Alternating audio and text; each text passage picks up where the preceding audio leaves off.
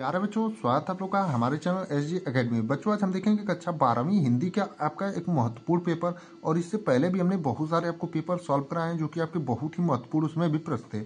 इसी प्रकार आपका ये भी जो है क्लास होने वाला है और इसमें जितने भी प्रश्न आपको बताए जाएंगे सभी आपके प्रीवियस ईयर पेपर के क्वेश्चन होंगे। और कुछ नए क्वेश्चन हमने ऐड किए हैं जो कि आपके बोर्ड एग्जाम 2025 में जो आपका 24 फरवरी का हिंदी का पेपर होगा उसमें आपके क्वेश्चन जो है देखने को मिलेंगे। उससे पहले अगर आप लोग चैनल पर नए हैं तो चैनल को सब्सक्राइब कर लीजिए, वीडियो को लाइक करिए और शेयर करना एकदम मत भूलिए। तो आइए सबसे पहले शुरुआत करते हैं आपका खंड क से। और इसमें सबसे पहले आपका है बहुविकल्पी प्रश्न। आपके 10 नंबर के जो है हिंदी में बहुविकल्पी प्रश्न आते हैं। तो पहले का क है, खड़ी बोली की प्रथम रचना मानी जाती है, यानी आपका जो खड़ी बोली है उसकी प्रथम रचना आपकी कौन सी मानी जाती है? साहित्य लोचन। दूसरा दिया है गोरा बादल की कथा। तीसरा है पद्मावत। चौथा है साहित्य लहरी। तो आपका खड़ी बोली की प्रथम रचना आपकी कौन सी मानी जाती है? तो आपका जो खड़ी बोली की प्रथम रचना मानी जाती है आपका गोरा बादल की कथा, यानी कि आपका जो दूसरा वाला ऑप्शन एकदम सही होगा। ख वाला प्रश्न है, तिब्बत यात्रा के लेखक है, यानी जो आपका तिब्बत यात्रा है उसके लेखक कौन है? अध्यापक पूर्ण सिंह। दूसरा दिया है बालकृष्ण भट्ट। तीसरा दिया है राहुल सांकृत्यायन। चौथा दिया है नंद दुलारे वाजपेयी। तो आपका तिब्बत यात्रा के लेखक कौन है प्यारे बच्चों? तो राहुल सांकृत्यायन। और हमने आपको पहले भी जितने बहुविकल्पी प्रश्न कराए हैं और ये जितने करा रहे हैं आप लोग सभी प्रश्नों को बहुविकल्पी वाला एकदम ध्यान से देखिएगा, क्योंकि इसमें लिखने के लिए नहीं आता, सिर्फ टिक मारने के लिए आता है। तो आप लोग जो है इसको चारों में से सही पहचान करना रहता है। तो आपको 1 नंबर के लिए 10 नंबर के जो क्वेश्चन पूछे जाते हैं उसके लिए जितने भी बहुविकल्पी प्रश्न आपको कराए जा रहे हैं सभी को आप लोग एकदम बढ़िया से तैयार करिएगा, क्योंकि 10 नंबर का बहुत महत्व होता है। ग वाला है, कौन सी रचना नाटक नहीं है, यानी इनमें से आपको कौन सी घटना जो है, माफ करिए, रचना जो है नाटक नहीं है? गरुड़ ध्वज। दूसरा दिया है अपना अपना भाग्य। तीसरा दिया है आज का मान। और चौथा दिया है राजमुकुट। तो आपका जो अपना अपना भाग्य है आपका कहानी है, नाटक नहीं है, यानी कि 2 नंबर का ऑप्शन एकदम सही होगा। चौथा वाला प्रश्न है, माटी की मूर्ति के लेखक, यानी जो आपकी माटी की मूर्ति है उसके लेखक आपके कौन है? बालकृष्ण भट्ट। दूसरा में दिया है महावीर प्रसाद त्रिवेदी, द्विवेदी होगा, त्रिवेदी गलती से लिखा है। तीसरा दिया है रामवृक्ष बेनीपुरी। चौथा दिया है हजारी प्रसाद द्विवेदी। तो जो आपकी माटी की मूर्ति है उसके लेखक कौन है? तो रामवृक्ष बेनीपुरी, यानी कि तीसरा वाला ऑप्शन जो है एकदम सही होगा प्यारे बच्चों। अगला है चिंतामणि किस विधा की रचना है, यानी चिंतामणि, और ये हमने आपको पहले भी कराया है कि चिंतामणि किस विधा की रचना है। तो आप लोग एकदम तुरंत से फटाफट कमेंट कर देंगे कि आपका चिंतामणि जो है किस विधा की रचना है। तो आपका निबंध है, यानी कि दूसरा वाला ऑप्शन एकदम सही है। अगला यानी दूसरे का क है, ज्ञानपीठ पुरस्कार निम्नलिखित में से किस रचना पर मिला है, यानी ज्ञानपीठ पुरस्कार जो है निम्नलिखित में से किस रचना पर मिला है? लोकायतन। दूसरा चिदम्बरा। तीसरा कला और बूढ़ा चाँद। और चौथा है ग्राम्य। तो आपका ज्ञानपीठ पुरस्कार जो है हमने आपको जब जीवन परिचय बताया था तो बताया था सुमित्रानंद पंत को जो है चिदम्बरा पर मिला था। और इस किसकी रचना है? तो चिदम्बरा सुमित्रानंद पंत की है। अगला है श्रद्धा मनु शीर्षक रचना किस ग्रंथ से संकलित है, यानी आपका जो श्रद्धा मनु है रचना किस ग्रंथ से आपका संकलित है? पहला आंसू। दूसरा दिया है लहर। तीसरा कामायनी। और चौथा झरना। तो आपका श्रद्धा मनु शीर्षक रचना किस ग्रंथ से संकलित हो? तो आपका कामायनी से, यानी कि तीसरा वाला ऑप्शन आपका एकदम सही है। अगला यानी ग वाला प्रश्न है, सूर्यकांत त्रिपाठी की रचना है, यानी सूर्यकांत त्रिपाठी की इसमें से कौन सी रचना है? बापू के प्रति। दूसरा दिया है पल्लव। तीसरा अंधेरे में। और चौथा राम की शक्ति पूजा। तो आपका सूर्यकांत त्रिपाठी की रचना इनमें से कौन सी है प्यारे बच्चों? तो आपकी राम की शक्ति पूजा, यानी कि चौथा वाला ऑप्शन जो है एकदम सही होगा, यानी कि राम की शक्ति पूजा जो है सूर्यकांत त्रिपाठी निराला की रचना है। अगला है महादेवी वर्मा को ज्ञानपीठ पुरस्कार किस सन में प्राप्त हुआ, यानी आपका जो महादेवी वर्मा जी है उनको ज्ञानपीठ पुरस्कार जो है किस सन में प्राप्त हुआ? आपका सन 1976, सन 1980, सन 1983 या सन 1985। तो जो आपको महादेवी वर्मा जी है उनको ज्ञानपीठ पुरस्कार किस वर्ष प्राप्त हुआ? तो आपका सन 1983, यानी कि तीसरा वाला ऑप्शन एकदम सही है। अगला है इंदु पत्रिका के प्रकाशक है, यानी आपका जो इंदु पत्रिका है उसके प्रकाशक कौन है? आचार्य महावीर प्रसाद द्विवेदी। दूसरा चंद्रधर शर्मा गुलेरी। तीसरा अंबिका प्रसाद गुप्त। और चौथा बालकृष्ण शर्मा नवीन। तो आपका इंदु पत्रिका के जो प्रकाशक हैं प्यारे बच्चों कौन से हैं? तो आपका इंदु पत्रिका जो है उसके प्रकाशक कौन है? तो जयशंकर प्रसाद है। इसमें आपके ऑप्शन में नहीं दिया है, तो आपका ये गलत है, ये जयशंकर प्रसाद आप कर लीजिएगा। इंदु पत्रिका के आपके संपादक कौन है? तो जयशंकर प्रसाद जी हैं। अगला देखेंगे आपका गद्यांश वाले प्रश्न है, और गद्यांश की पहचान करना आपको पहले ही बताया गया और सॉल्व करना भी आपको बताया गया है।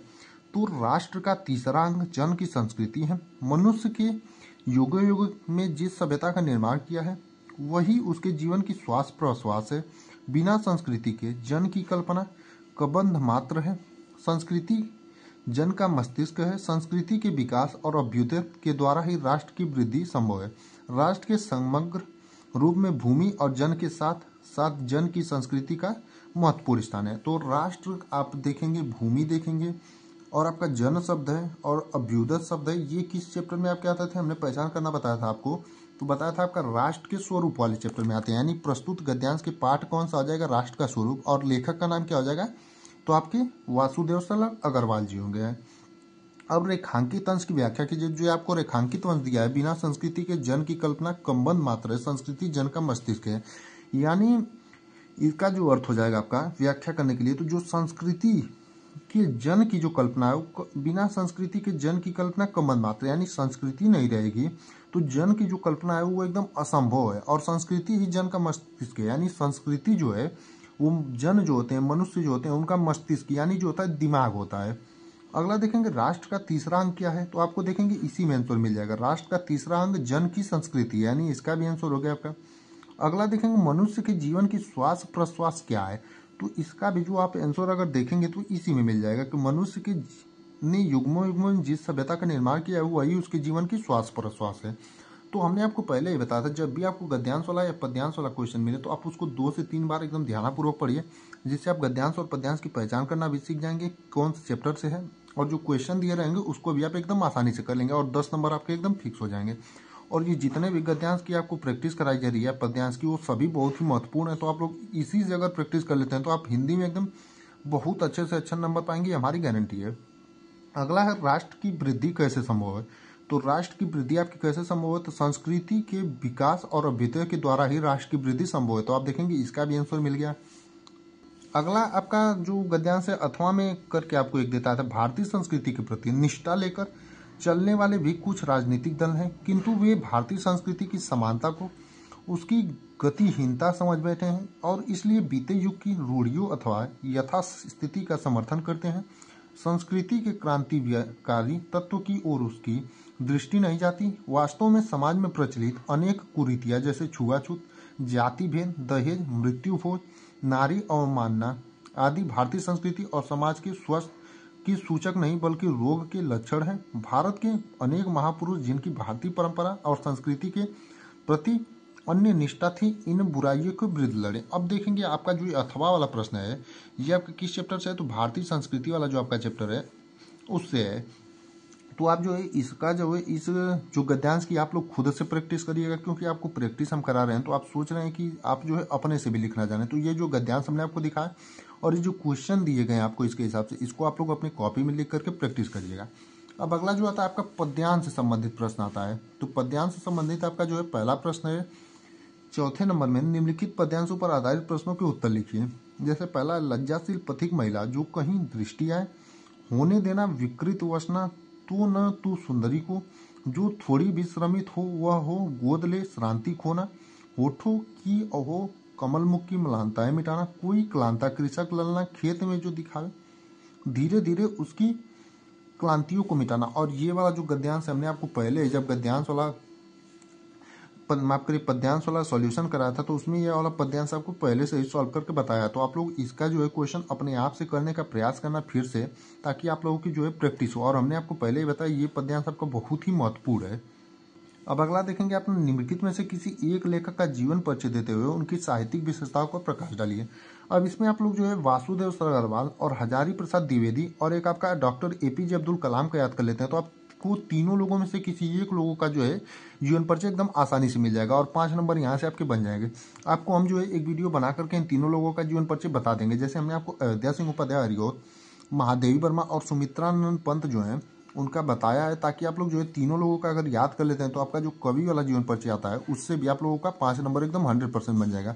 तो आप लोगों ने अगर उस वीडियो को नहीं देखा हो तो कवि का जीवन परिचय एक ही वीडियो में हमने बताया 9 से 10 मिनट में और एकदम आसानी से याद करना बताया है।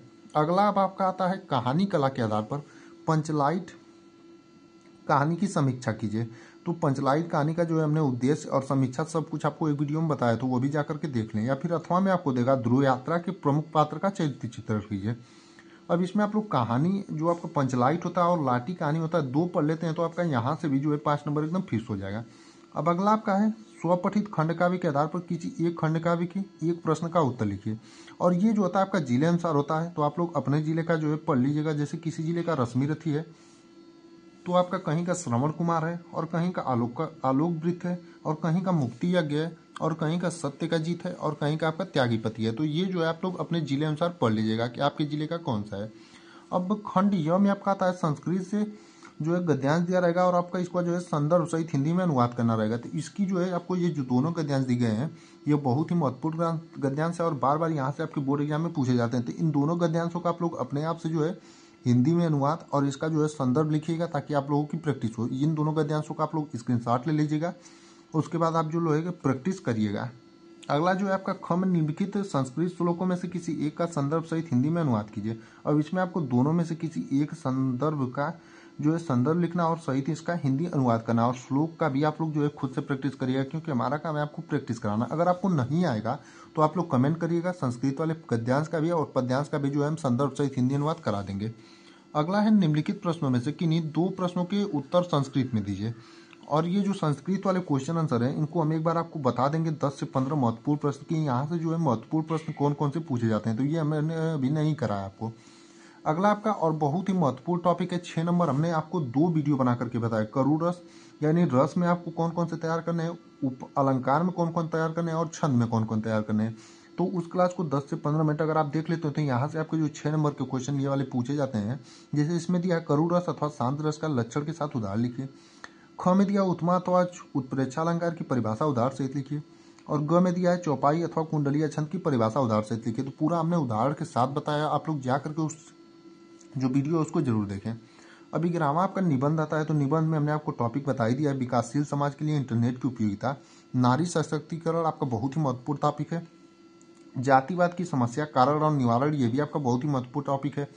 आधुनिक शिक्षा प्रणाली के गुण और दोष, ये भी आपका महत्वपूर्ण टॉपिक। और एक आपका पर्यावरण प्रदूषण, इसको भी आप लोग एकदम बढ़िया से तैयार कर लीजिएगा। अब 12वें का क दिया है। क में पहला पवित्रम का संधि विच्छेद है, तो आपका पवित्रम का संधि विच्छेद जो होगा पोधन इत्रम होगा, यानी कि अ वाला ऑप्शन आपका एकदम सही है। दूसरा दिया है हरे ओम का संधि विच्छेद है, तो इसका जो आपका संधि विच्छेद होगा आपका ब वाला सही है, हरे प्लस अ, यानी कि ब वाला ऑप्शन एकदम सही होगा। तीसरा वाला क्वेश्चन है कि दोगधा का संधि विच्छेद है, तो दोगधा का संधि विच्छेद आपका क्या हो जाए दोगधन धा, यानी कि आपका अ वाला ऑप्शन एकदम सही होगा। अब देखेंगे आपका इसमें से निम्नलिखित में से किसी एक का पद का विग्रह करते समास का नाम लिखिए। तो आप लोग जो है इसको प्रैक्टिस में खुद से करिएगा। जैसे दशानन का 10 है आनंद, जिसके प्रतिदिनम का मतलब प्रत्येक दिन हो जाएगा, तो इसका आप लोग संधि विच्छेद करिएगा, जैसे हमने आपको 2 को बता ही दिया।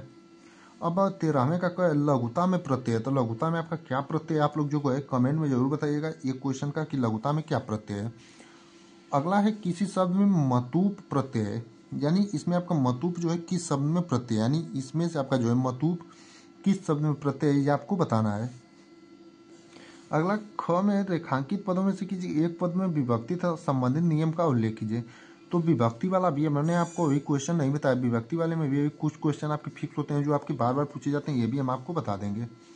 अगला है निम्नलिखित वाक्यों में योगा विकार अंग से विकार लक्षित होता है, कौन सा वाक्य है। अभी इन वाक्यों में जो है आपको ये देखना है कि योना विकार जो है अंग से विकार लक्षित होता है, कौन सा वाक्य है। अगला आपका अंतिम आता है 8 नंबर का पत्र लिखने के लिए, जैसे कार्यकाली पत्र, व्यक्तिगत पत्र और व्यावसायिक पत्र। तो ये तीनों प्रकार के जो है पत्र आप लोग तैयार कर लीजिएगा, क्योंकि तीनों टॉपिक पर आपका पत्र लिखने के लिए आता है। बाकी उम्मीद करते हैं आपको वीडियो एकदम मस्त लगा होगा, जबरदस्त लगा होगा। आप लोगों को जितने भी प्रश्न बताए गए इस क्लास में सभी प्रश्नों को एकदम बढ़िया से तैयार करिएगा, क्योंकि बोर्ड एग्जाम में यहाँ से प्रश्न आपके पूछे जाएंगे।